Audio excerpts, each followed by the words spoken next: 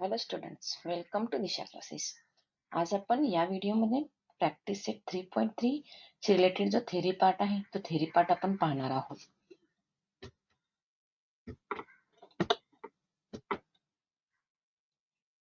कृपया चॅनलला सबस्क्राईब करा, व्हिडिओला लाईक करा आणि नवीन व्हिडिओ पाहण्यासाठी बेल आयकॉनवर क्लिक करा. Now today we see some theory part which is related with the practice set 3.3. We see here that is arc of circle, central angle, measure of an arc, congruency of an arc, and properties of sum of measure of arcs.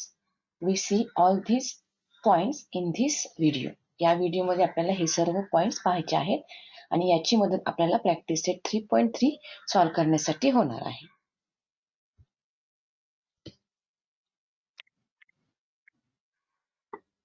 Now we see the first part, that is arc of circle.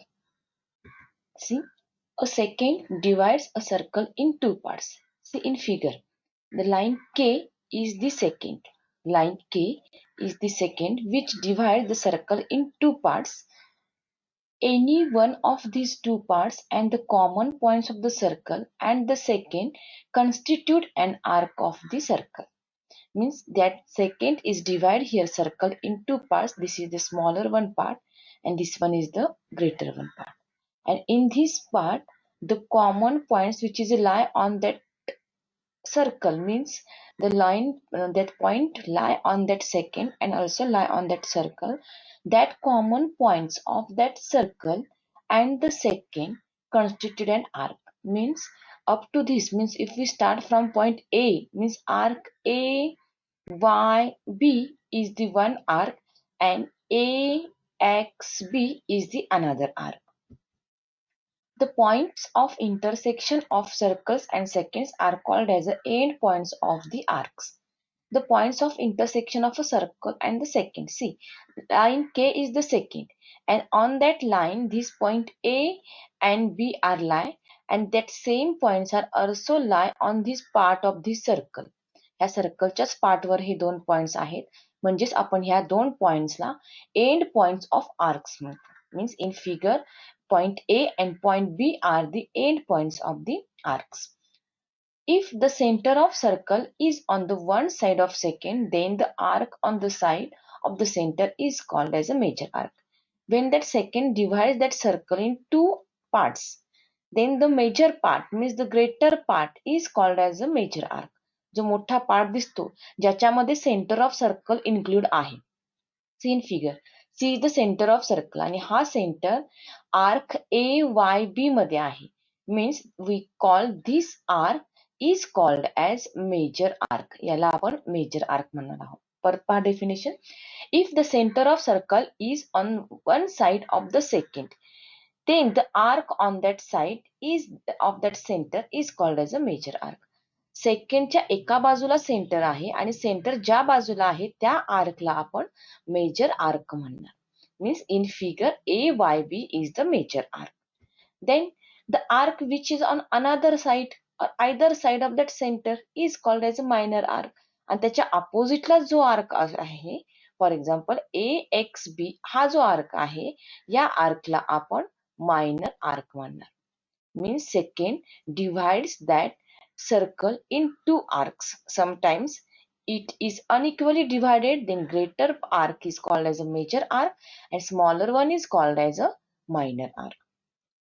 In figure, arc AYB is a major arc. See, in figure, arc AYB is a major arc and arc AXB is the minor arc. Means arc of circle, it may be major arc, it may be minor arc. Then we see the next concept is the central angle. See the meaning of central angle. इथं central angle हाच शब्द आपल्याला meaning सांगतो. Central means O is the center of circle in the figure. See, when the vertex of an angle is the center of circle, it is called as a central angle. आपण central angle कोणाला म्हणणार? ज्यावेळी अँगलचा जो vertex आहे, for example इथं आपण PQR हा जर अँगल कन्सिडर केला, तर point Q is the angle of vertex and this angle of vertex, if when it is a center of circle, then this angle is called as a central angle. See in figure, O is the center of circle and angle AOB, which is a form at the center. This angle AOB is called as a central angle. Like second, a central angle also divides circle into arcs. See in figure, angle AOB divides the circle into parts. Okay, means that it is an minor arc and it is an major arc. Means just like similar that of the second जसे circle चे दोन भाग करते तसा central angle सुद्धा circle ला दोन parts मध्ये divide करते. Then we see the measure of an arc. To compare two arcs, we need to know their measures. आपल्याला जर आर्क्सचं कंपॅरिझन जर करायचं असेल तर कंपॅरिझन करण्यासाठी आपल्याला त्याचे मेजरमेंट्स माहित पाहिजे.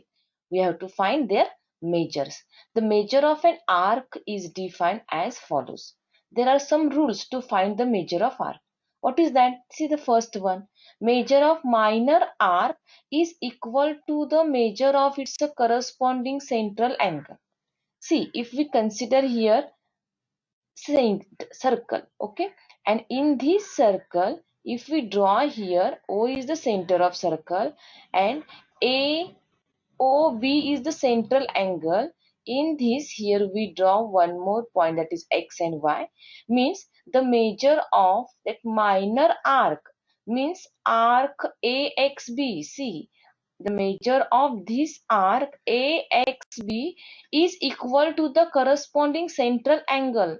Means what is that measure of central angle AOB? That is equal to arc AXB. म्हणजे सेंट्रल अँगलचं जेवढं मेजरमेंट आहे तेवढंच मेजरमेंट हे त्या मायनर आर्कचं असतं. This is the first rule to find the measure of minor arc. Then second, then we find the measure of major arc. आता जो काही मेजर आर्क फिगर मध्ये आहे, for example arc AYB. How we find the measure of arc AYB? There is another rule to find this. How to find? See, measure of major arc is equal to 360 degree minus measure of corresponding arc. What is the measure of whole circle? पूर्ण सर्कलचं measurement हे 360 आहे आणि या 360 मधून जर आपण minor arc minus केला तर आपल्याला मेजर ऑफ मेजर आर्क मिळतो. Means arc AYB is equal to 360 degree minus measure of arc AXB. Means measure of major arc is equal to 360 degree minus measure of minor arc.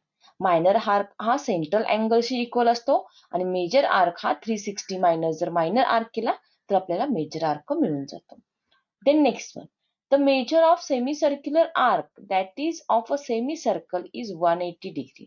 काही वेळेला काय होतं की ह्या ठिकाणी central angle means that diameter divide that circle in two equal parts. मग ह्यावेळी जो आर्क तयार होतो त्या आर्कला आपण सेमी सर्क्युलर आर्क म्हणणार. When a second divides into equal parts, then that arcs are called as a semicircular arcs and त्या semicircular arcs चं measurement 180 degree असतं. Then last one, that is the measure of complete circle is a 360 degree. ज्यावेळी आपल्याला आर्कचे मेजरमेंटचं comparison करायचं असतं त्यावेळी हे 4 point लक्षात ठेवावे लागतात. मायनर आर्कचं मेजरमेंट हे सेंट्रल अँगलशी इक्वल असतो, जो करस्पॉन्डिंग सेंट्रल अँगल आहे त्याच्याशी इक्वल असतो. मेजर आर्कचं मेजरमेंट आपण 360 मधून तो करस्पॉन्डिंग मायनर आर्क सबट्रॅक्ट करायचा आहे आणि जर सेमी सर्क्युलर आर्क असेल तर त्याचं मेजरमेंट 180 डिग्री असणार आहे आणि कंप्लीट सर्कल आहे, कंप्लीट सर्कलचं मेजरमेंट हे 360 डिग्री आहे. Means on that basis we find the measure of an arc. Then we see congruency of a arc. आता आर्क कॉन्ग्रंट सुद्धा असू शकतात. See in figure, two arcs are congruent if their measures and radii are equal. Congruent arc साठी दोन condition आहेत. त्याचं measurement एक equal पाहिजे आणि त्याची रॅडियस सुद्धा इक्वल पाहिजे. फॉर एक्झाम्पल, जर आपण इथं आर्क DE कन्सिडर केला आणखी आर्क GF कन्सिडर केला तर ह्या ठिकाणी आर्क DE आणि आर्क GF हे एक जो काही लार्जर सर्कल आहे त्याचा आर्क आहे and both that form the central angle of a 70 degree. दोन्हीकडे 70 डिग्रीचा अँगल तयार झालेला आहे. Means here arc DE and arc GF are the congruent. Why they are congruent? Because their measure is 70 degree and both have their equal radii. Therefore, arc DE and arc GF are the congruent arcs, and we write it as symbolically, just like arc DE is congruent with arc GF.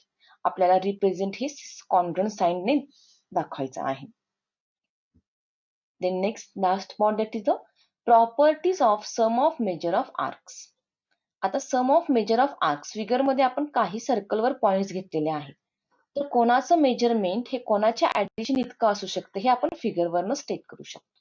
C in figure the points A, B, C, D, E are concyclic. What is the meaning of concyclic? Concyclic म्हणजे हे सगळे points एकाच सर्कलवर आहेत. With these points many arcs are formed. जर आपण हे points 5 points consider केले तर याच्यात अनेक आर्क्स तयार होतात. There are one and only one common point C to the arc ABC and arc CDE. आता इथं आपण दोन आर्क कन्सिडर करायचे आहे. We see this arc ABC म्हणजे आपल्याला हा आर्क जो आहे आर्क ABC कन्सिडर करायचा आहे. And next arc that is the arc CDE. हे जर दोन आर्क आपण कन्सिडर केले तर या दोन्ही आर्क मध्ये C हा पॉइंट कॉमन पॉइंट आहे. Means we consider here two arcs which having the one point as a common point. So the measure of arc ACE. आता आपल्याला measure of arc ACE काढायचं आहे म्हणजे A पासून आपण चालू करणार. Measure of arc ACE up to E is equal to is the sum of measure of arcs ABC and arc CDE. See इथे एक ABC. See. So measure of arc ACE. ACE चं measurement हे arc ABC आणि arc CDE या दोघांची addition असणार आहे. का? तर या दोघांच्या मध्ये C जो पॉइंट आहे तो कॉमन आहे. त्यामुळे हे दोघांची ऍडिशन केली तर आपल्याला आर्क ACE मिळून जातो. Means the property of sum of measure of arcs हे आपण फिगर वरनं मेन्शन करू शकतो की कोणता आर्क ह्या कोणत्या दोन आर्क्सची ऍडिशन आहे. Measure of arc ABC plus measure of arc CDE is equal to measure of arc ACE. हे आपण मेन्शन करू शकतो. Okay. Then see the next one. But arc ABC and arc BCE. आता आपण आर्क चेंज केली. पहा पहिला arc consider केला आपण आर्क ABC इथपर्यंत घेतला. ठीक आहे. आणि नेक्स्ट आर्क BCE पुन्हा आपण BCE पासून चालू केलं. म्हणजे हे जे आर्क्स आहेत याच्यामध्ये एक पॉइंट कॉमन नाहीये. तर आपण जर पाहिलं तर आर्क हा BC पूर्ण कॉमन आहे. ठीक आहे. म्हणजे या ठिकाणी आपण असं लिहू शकणार नाही. So major of arc ABE ची ऍडिशन ही ABC प्लस BCE ही होऊ शकत नाही. का? तर या दोघांच्या मध्ये आर्क BC जो आहे तो आर्क BC हा कॉमन आहे. म्हणजे सम ऑफ मेजर ऑफ आर्क जर आपल्याला फाइंड आउट करायचं असेल तर त्या ठिकाणी आपल्याला एकच पॉइंट हा कॉमन लागतो तर आपण त्याची ऍडिशन करू शकतो. आता जर इथं विचारात घेतलं BC तर BC मध्ये there are many points which are present in both the arcs are the common. So we are not taking the addition of arc ABC and arc BC is not equal to arc ABE. Then we see the theorem based on that part, that is the chords corresponding to congruent arcs of a circle are congruent. आता हे एक theorem आहे. Chords corresponding to the congruent arc of the circles are the congruents. ह्या ठिकाणी आपल्याला congruent arcs दिलेले आहेत. In figure the two arcs are congruent आणि या दोन आर्क्सच्या संबंधीमध्ये ज्या chords आहेत त्या chords congruent असू शकतात. Means from this we write given part in a circle with a center B, arc APC and arc DQE are congruent. I show that in here shaded portion. Shaded portion मी इथे काय केलेलं आहे हे दोन arcs मी congruent दाखवलेले आहेत. Okay, see here.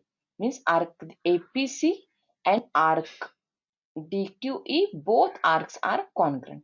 And what to prove? काय to prove करायचं आहे? Then the chords are congruent, means chords AC is a congruent with chord DE. हे दोन chords आपल्याला congruent दाखवायचे आहेत. See, there is an activity given. Fill in the blanks and complete the proof. Textbook मध्ये आपल्याला ही activity दिलेली आहे, जी activity आपल्याला सॉल्व्ह करून आपल्याला हे थेरम प्रूफ करायचं आहे.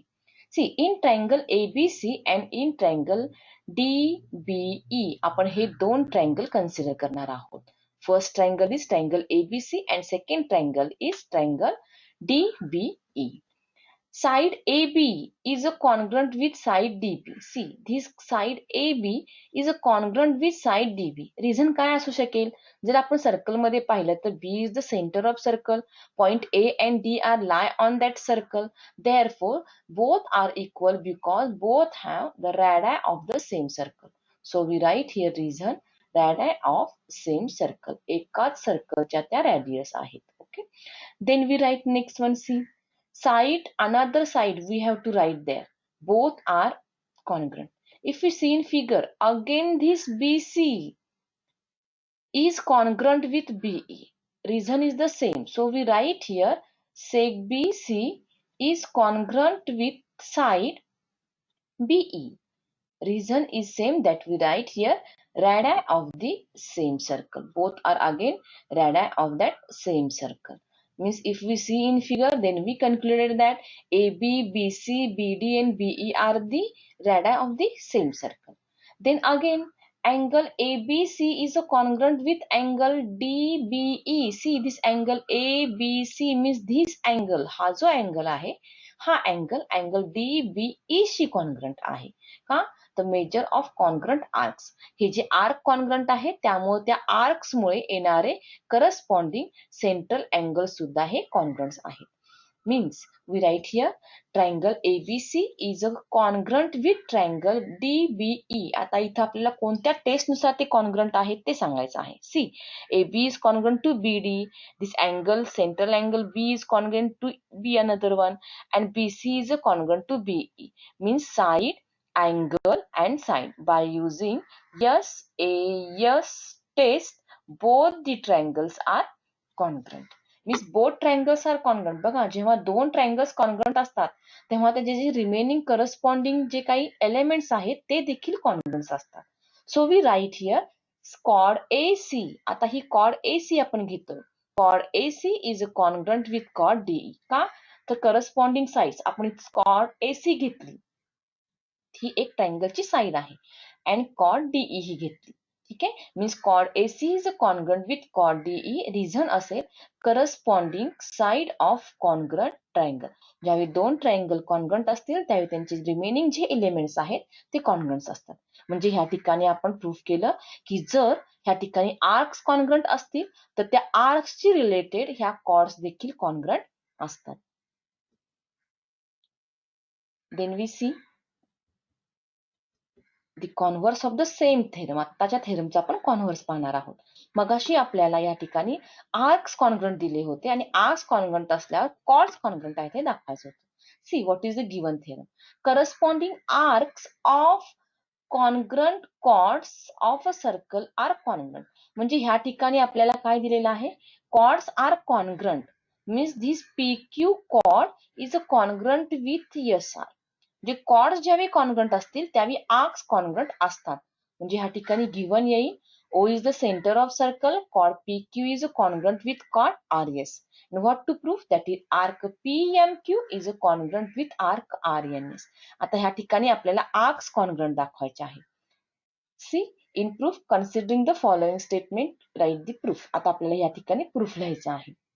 Two arcs of a circle, if their measure and the radii are equal. जेव्हा दोन आर्क्सची कॉन्ग्रुएंट आहे ते कधी कॉन्ग्रुएंट असतील, ज्यावेळी त्याचं मेजरमेंट इक्वल असेल आणि त्यांची रेडियस सुद्धा इक्वल असेल. आता ह्या ठिकाणी आपण आर्क्स PMQ कन्सिडर घेणार आहोत. PMQ and PRN are the arcs of the same circle. एकाच सर्कलचे ते दोन आर्क्स आहेत, म्हणजे त्या ठिकाणी त्यांची रेडियस ही इक्वल आहे. ओके, जे रेडियस इक्वल आहे हेन्स दे हॅव इक्वल रेडाय. एकाच सर्कल मध्ये आहेत म्हणजे त्यांच्या रेडाय ह्या इक्वल आहेत. their measure of sum as the measure of their central angle. So to obtain the central angle we have to draw the radii OP, OQ, OR and OS. आता ह्या ठिकाणी आपल्याला सेंट्रल अँगलचं मेजरमेंट काढण्यासाठी आपल्याला OP, OQ, OR आणि OS ह्या ज्या 4 radius आहेत त्या आपल्याला जॉईन करायच्या आहेत आणि त्या आपण फिगर मध्ये जॉईन केलेल्या आहेत. देन आता here see, can you show that triangle OPQ and ORS are congruent. आता हे दोन ट्रायंगल आपल्याला इथं कॉन्ग्रंट दाखवायचे आहेत. तर कसं दाखवणार आपण, तर आपण कन्सिडर करू इथे in triangle OPQ and triangle ORS हे दोन ट्रायंगल आपल्याला ह्या ठिकाणी कॉन्ग्रंट दाखवता येतात का पाहायचं. तर आपण पाहू शकतो इथं सेक OP is congruent with sec OS, okay, and sec OQ is congruent with sec. See here, first OP is congruent with आपण OR घेऊया जे करस्पॉन्डन्स लिहायला बरं पडेल, and OQ is congruent with OS घेऊया. याचं रिझन येईल radii of the same circle, एकाच सर्कलच्या त्या रॅडियस आहेत, radii of the same circle. Okay. आणि थर्ड पॉइंट जर पाहायला गेला तर आपण आयडेंटिकल मार्क फिगर मध्ये दाखवलेला आहे. आपण OP हा OR शी कॉन्ग्रंट दाखवला, OQ हा आपण OS शी कॉन्ग्रंट दाखवला. रॅडियस आहेत पण मी डिफरंट आयडेंटिकल मार्क्स ने दाखवलेला आहे. And third part that is a segment PM is congruent with segment SR. आणि हे आपल्याला गिवन आहे because chords are congruent. Therefore triangle OPQ is congruent, triangle OPQ is congruent with triangle ORS. हे दोन triangles आपण congruent दाखवू शकतो. इथं टेस्ट येईल SSS टेस्ट, कारण सगळ्या साइड्स ह्या करस्पॉन्डिंग सेकंड ट्रायंगलच्या साइडशी कॉन्ग्रंट आहेत. आता आपल्याला इथं प्रूफ काय करायचं आहे, तर आर्क हे प्रूफ आहे. ठीक आहे. आता हे ट्रायंगल जर कॉन्ग्रंट आहे तर ट्रायंगल मध्ये करस्पॉन्डिंग अँगल जर कन्सिडर केला तर POQ हा अँगल ROS शी कॉन्ग्रंट असणार आहे, कारण corresponding angle of congruent triangle. बघा आपण हे अँगल कॉन्ग्रंट दाखवलेले आहेत आणि अँगल कॉन्ग्रंट आहेत म्हणजे सेंट्रल अँगल इक्वल असतील तर त्याचे करस्पॉन्डिंग आर्क सुद्धा इक्वल असतात. Therefore we write here arc PMQ is congruent with arc RNS. म्हणजे जर ते सेंट्रल अँगल इक्वल आहेत का तर CACT मुळे, आणि सेंट्रल अँगल इक्वल आहेत म्हणजे त्यांचे जे करस्पॉन्डिंग आर्क्स आहेत ते सुद्धा कॉन्ग्रंट येतील. म्हणजे ह्या ठिकाणी जर कॉर्ड्स कॉन्ग्रंट असतील तर त्याचे करस्पॉन्डिंग आर्क्स कॉन्ग्रंट असतात, किंवा जर आर्क्स कॉन्ग्रंट असतील तर त्याचे करस्पॉन्डिंग कॉर्ड्स इक्वल असतात. म्हणजे ह्या ठिकाणी आपण हे दोन्ही थेरम हे पाहिलेलं आहे. ओके.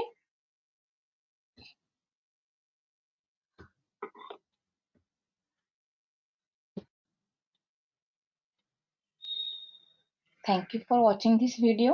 कृपया चॅनलला सबस्क्राईब करा, या व्हिडिओला लाईक करा आणि नवीन व्हिडिओ पाहण्यासाठी बेल आयकॉनवर क्लिक करा. आपण नेक्स्ट व्हिडिओमध्ये प्रॅक्टिस सेट 3.3 हा पाहणार आहोत, त्यामुळे जरूर आमचा पुढचा व्हिडिओ पहा. Thank you once again.